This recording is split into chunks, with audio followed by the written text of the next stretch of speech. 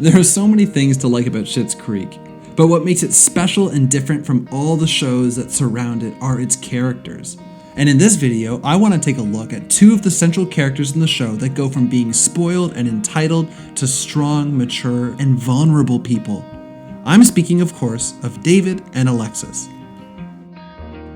In this show, it's through their meaningful relationships that they make at Schitt's Creek that their lives are able to become more than what they are right now.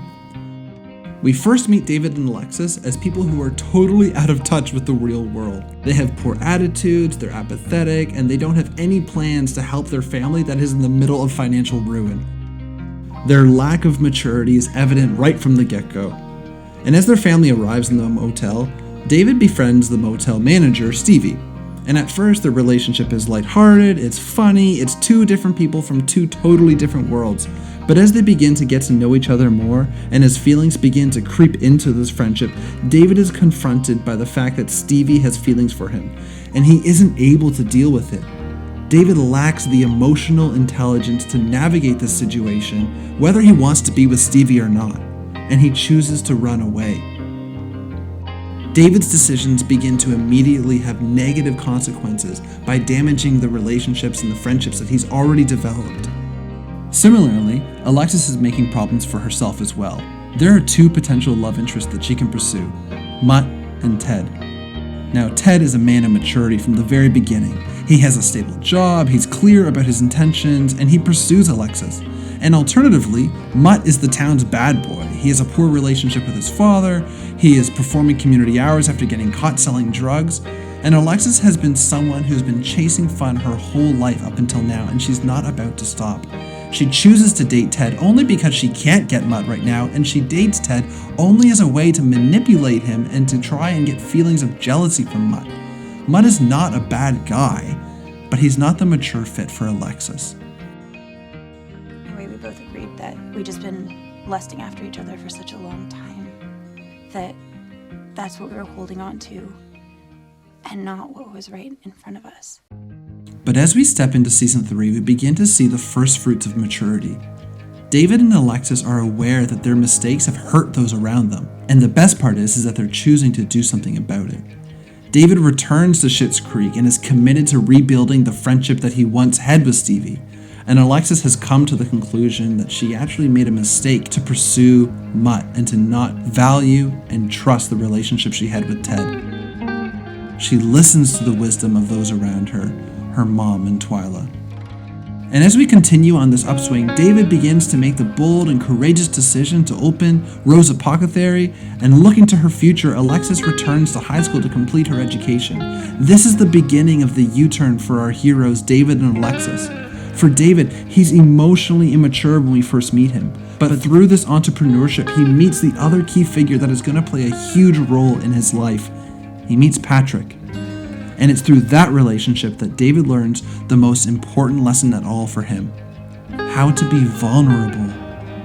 And that wouldn't happen if it wasn't for Stevie pushing him in that direction in the first place. David's close friends make him better. They make him a better person.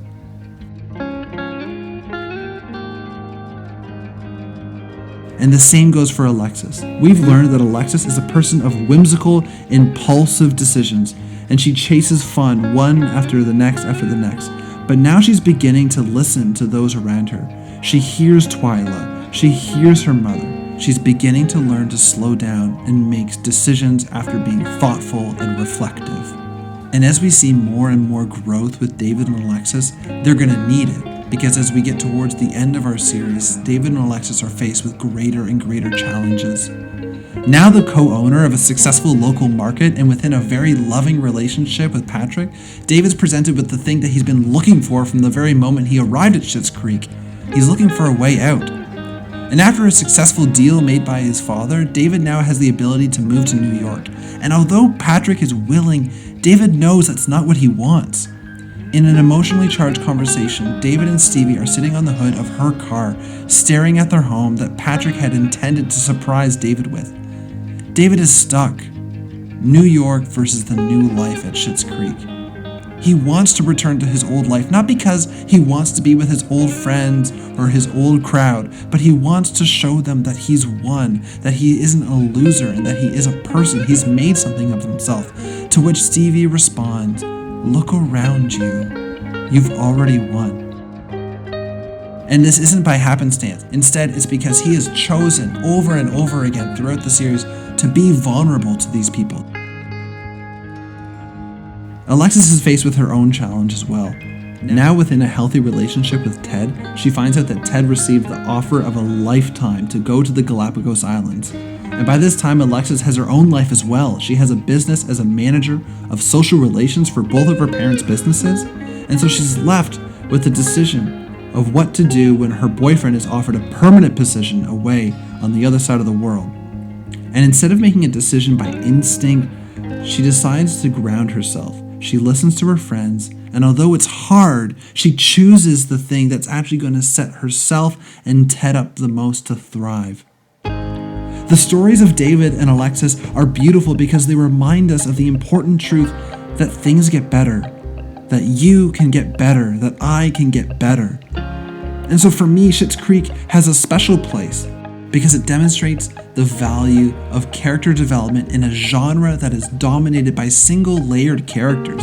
David and Alexis are relatable because they're exactly the opposite of that. They're complex, just like you and me.